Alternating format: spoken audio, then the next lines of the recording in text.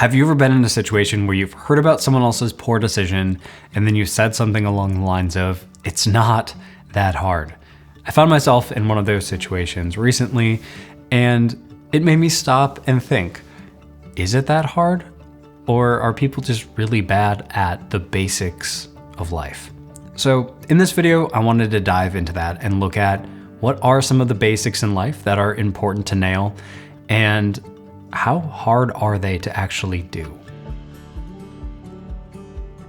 Several things that immediately came to mind in this process was, number one, I think the 80-20 rule applies to most of these things. Most of the time, at the basics of life, you get 80% of the results with 20% of the inputs. Our goal here isn't to be a master of this, it's just to be at a base level competent at this. The second element here is it's very easy to look at other people's situations and judge their poor decisions, but it's a lot harder to look at ourselves, do some self-reflection, and realize our own flaws in these areas. A big step in this process is identifying your own biases. For example, one of my main biases is my core values. My number one core value is competence, and so this comes across as very important to me. I looked at some statistics, which I'll share in this video, and I was shocked by how few people actually seem to have the basics figured out. Another thing I want to caveat with is I don't have all of these things perfectly figured out, and that's okay. That's part of being human. That is just part of the process. The first area is time management in a way that works for your brain. Research carried out by Acuity Training in 2021 suggested that 82% of people don't use any time management system or technique. So why is this a problem? Well, if you aren't prioritizing your own time, someone else will prioritize your time for you.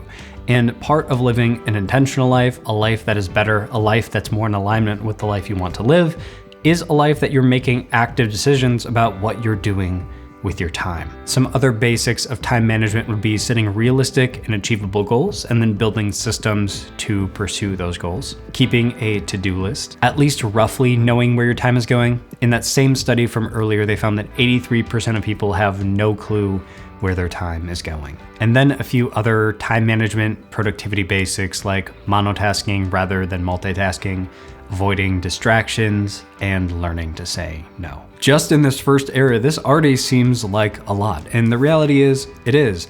But the key here is only meeting a basic level of competence, not needing to meet a level of mastery.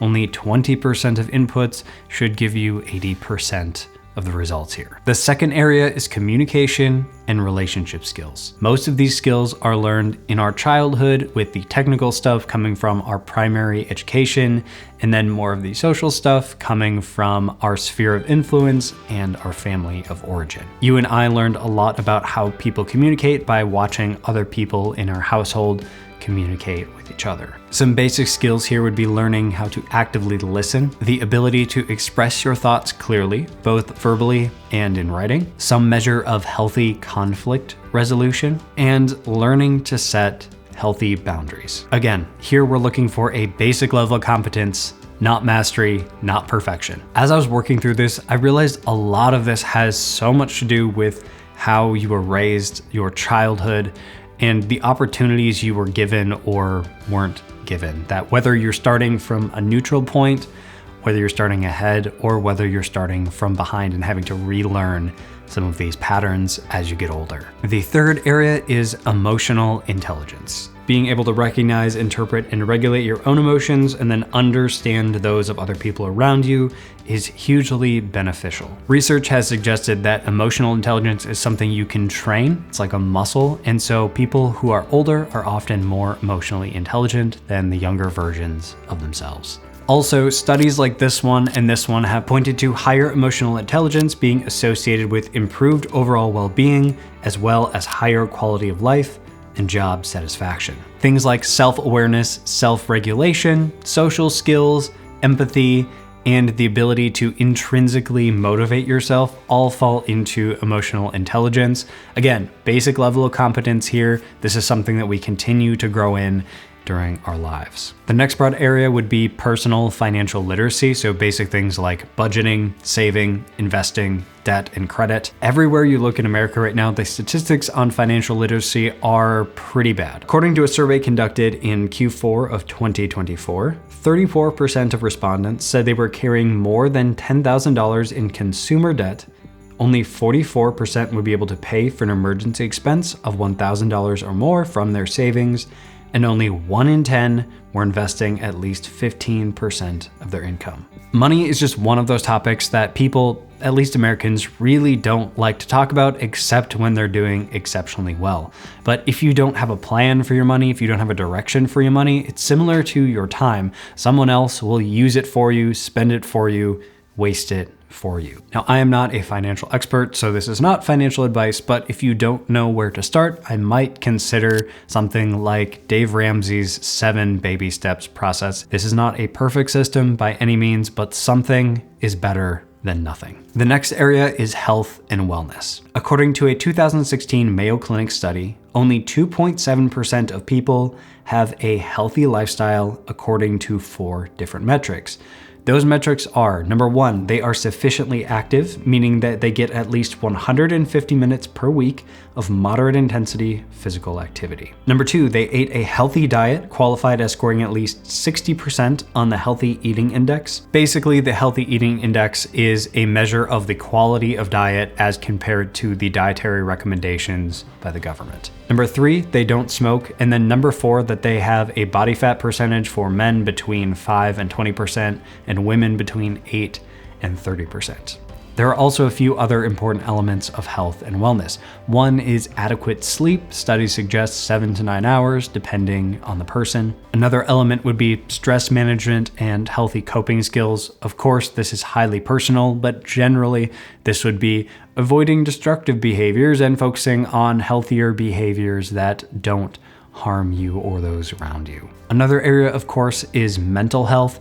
Generally, see all of the above, add some sort of social connection and maybe a hobby or interest to give your life some deeper purpose and meaning, and away you go. Now, of course, this doesn't apply for everyone.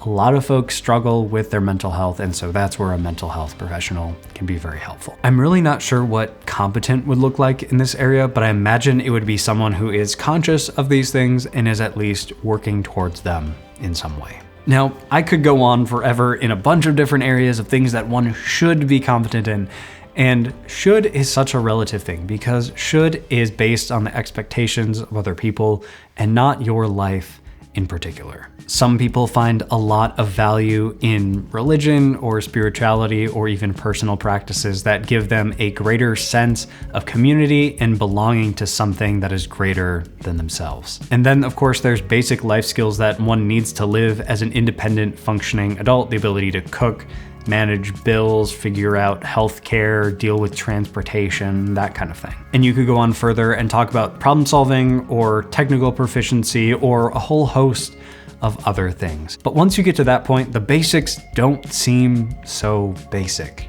anymore. I've been actively pursuing trying to live a better life for the last 15 years, and I still don't have all of these things figured out. And I think that's okay. That's human. That's just part of the process of being alive. So what are the takeaways here? I have 2 takeaways for you.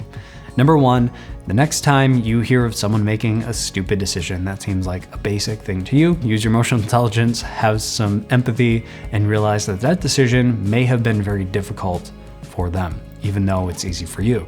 And on the flip side, there are some things that they do that are probably very easy for them that are probably difficult for you. The second thing is, if you don't know where to start or what next step to take in self-improvement, consider just picking one basic, one thing that you want to get competent in, and start working towards a basic level of competence for that. If you don't really know about setting goals and systems for achieving those goals and making sure you actually follow through on them, I have a video about that. It's on the screen now. Feel free to check that out. Thanks so much for being here, and we will see you next week.